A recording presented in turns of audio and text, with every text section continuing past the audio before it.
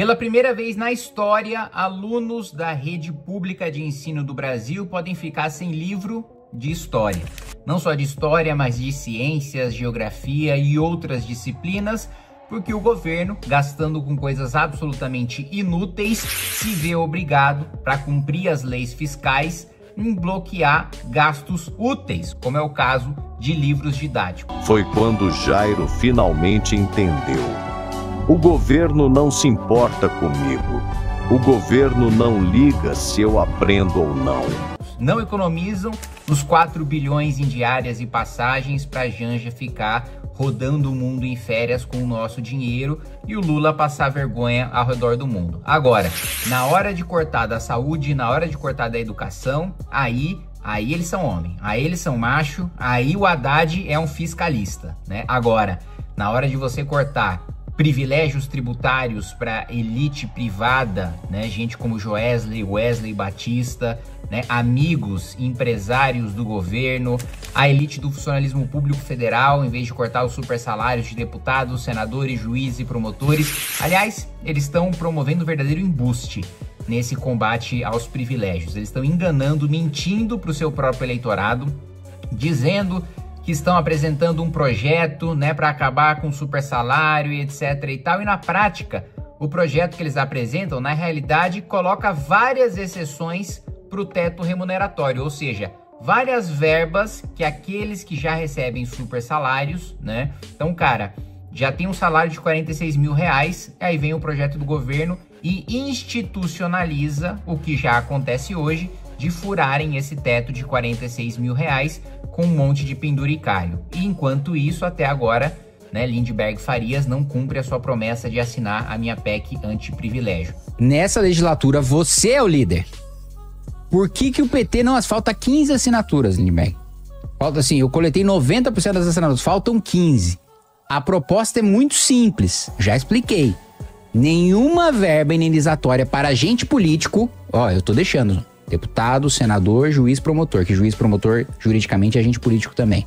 Não pode ultrapassar o teto de 46, que vocês aumentaram o teto quando vocês votaram aumento de salário de deputado, senador, juiz e promotor, que você não respondeu, aliás, eu queria que você respondesse sobre o porquê. Vamos assinar? Eu tenho concordância total sobre esse projeto. Nós estamos com um projeto também, que não é PEC.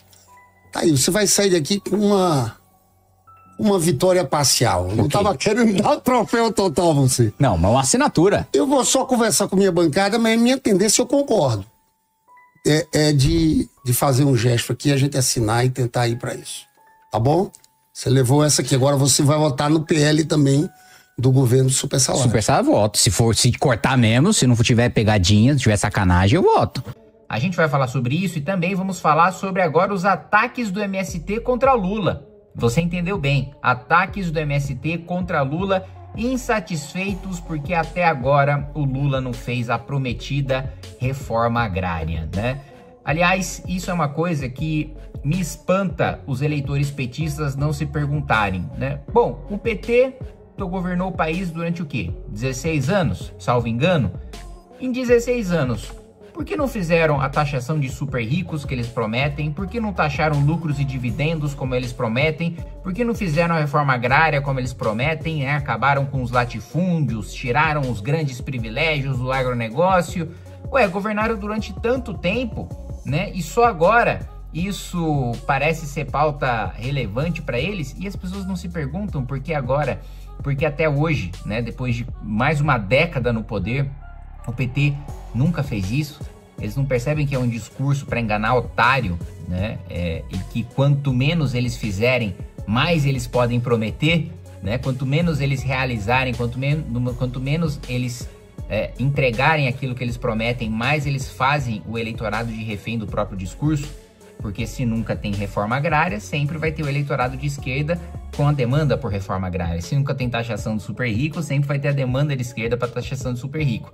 E se tem demanda, eles apresentam a oferta de discurso para levar o voto desses trouxas e depois descumprirem com todas as suas promessas ou sequer executarem nada daquilo que eles prometeram. É verdade. Antes disso, você vai se inscrever no canal, clicar no sininho para receber as notificações, vai deixar o seu like, vai compartilhar esse vídeo e também vai comprar o seu ingresso para o primeiro festival do Movimento Brasil Livre, vai acontecer ao final do ano, substituindo o nosso Congresso Nacional, tradicional Congresso Nacional, deve ser para mais de 2.000 pessoas, vai ser até agora o evento mais importante da história do Movimento Brasil Livre, porque vai nos estruturar agora como partido político para o nosso projeto majoritário de 2026.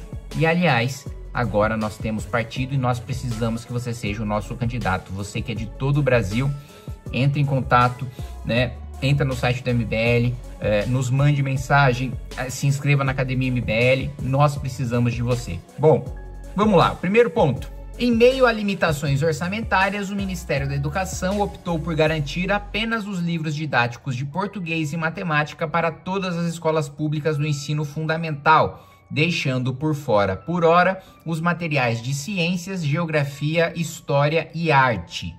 Editores alertam para o fato de que atrasos na compra desses livros podem resultar no início do ano letivo sem o material necessário para essas disciplinas. Caso a aquisição não seja confirmada logo, será a primeira vez que o Programa Nacional do Livro Didático não contemplará essas áreas, segundo representantes do setor. De acordo com a Associação Brasileira de Livros e Conteúdos Educacionais, o MEC comunicou a decisão de restringir a compra cerca de 10 dias atrás, citando a insuficiência de recursos disponíveis para adquirir o pacote completo de livros didáticos. Gente, se a nossa educação já é uma tragédia humanitária, se nós já temos mais de 100 milhões de brasileiros analfabetos funcionais, imagina sem material didático. Se nós já temos um povo que não conhece a própria história, um povo que não tem capacidade de leitura suficiente para exercer a sua cidadania, um povo que não sabe fazer operações simples de matemática, não sabe o que é uma porcentagem, não sabe fazer um cálculo simples de fração, e aqui falando de mais de, assim, quase 3 em cada 4 brasileiros não tem a capacidade de fazer operações básicas de matemática. Imagina esse cenário sem livros didáticos, né? Sem o material de apoio para promover a educação dessas pessoas que estão no ensino básico, né, gente? Pô, um momento fundamental para a formação da sua capacidade cognitiva, né? Um momento do ensino básico e o governo negligenciando essa área. Agora, é curioso, né? Para cumprir meta fiscal, né, para diminuir o déficit, eles são muito machos na hora de cortar dinheiro de livros didáticos, mas são ali cachorrinhos, né, na hora de cortar de viagens, de passagens de primeira classe, de classe executiva, para os ministros, para a Janja, hotéis de luxo, aluguéis de carros de luxo, gastos de dezenas de milhões de reais no cartão corporativo, bilhões de reais para a Lei Rouanet, bilhões de reais para a Lei Aldir Blanc. Aí eles não têm coragem de fazer esses cortes, né? Aí não é necessário, aí é cortado de programas sociais, é cortar do pobre, é tirar o pobre do orçamento, é coisa de liberal fascista, né? Agora, cortar de livro da educação básica tá tudo bem, não tem problema nenhum. Eu quero perguntar para cada um dos professores que fizeram o L, para cada um dos sindicalistas que disseram que agora a gente teria um governo que valoriza a educação. Eu quero perguntar para Tabata Amaral, que tanto fala do seu pé de meia e de mais gastos para o governo sem resultado na ponta. O que vão falar agora os tais dos deputados militantes da educação em que o governo não compra livro didático, o básico, o mínimo? Onde estão os sindicalistas da educação, os professores universitários, os deputados que dizem defender a educação, mas na prática só defendem pautas corporativistas para garantir o seu eleitorado de sindicalistas, né? Onde estão todas essas pessoas? Sumiram, desapareceram. Fizeram o L e agora estão quietinhas. Essa notícia nem tá rodando. De que você viu em algum grande veículo de imprensa, né? De que o governo tá dando calote em livro didático? Não viu. Você vê aqui e por isso que eu preciso que você espalhe, que você compartilhe. Outro ponto. Pra vocês verem como a vida do Lula não tá fácil. MST lança campanha para cobrar Lula pela reforma agrária. O MST lança nessa segunda-feira uma campanha com o mote Lula, cadê a reforma agrária? direcionada diretamente ao presidente da República. Também será divulgada uma carta que é feita uma relação entre a defesa da soberania nacional, no contexto do tarifaço anunciado por Trump, e a soberania popular e alimentar do Brasil. A ameaça à nossa soberania popular e nacional também tem vindo de dentro do nosso país, com a subordinação da nossa agricultura às empresas transnacionais e com as ações do poder legislativo. Engraçado, né? Nós temos um dos melhores agronegócios do mundo, uma das poucas coisas em que o Brasil faz bem, que o Brasil é excepcional, e aí quer vir o MST dizendo que nós estamos com a nossa segurança alimentar em risco. A gente tem o suficiente não só para alimentar o Brasil, mas parte do mundo, da China, dos Estados Unidos, da Europa. O nosso agronegócio é tão eficiente, produtivo, né, a ponto de ameaçar o de países desenvolvidos. Sendo que o Brasil está na lanterninha em praticamente todos os indicadores de tudo. A gente está na ponta da lança, na excelência da excelência no setor, e esse setor é o agronegócio. Aí quer vir o MST dizendo que existe um risco à soberania por causa da nossa produção de comida. Se tem algo que garante a nossa soberania e que não coloca a nossa soberania em risco, é a produção de alimentos. Mas claro, o MST precisa de algum inimigo externo, precisa de algum responsável, né, pelo próprio fracasso. Porque assim, o MST existe há quanto tempo? Há décadas. Pô, durante décadas vocês não conseguiram garantir terra, vocês continuam sem terra depois de décadas. Porra! Vocês estão fazendo um péssimo trabalho.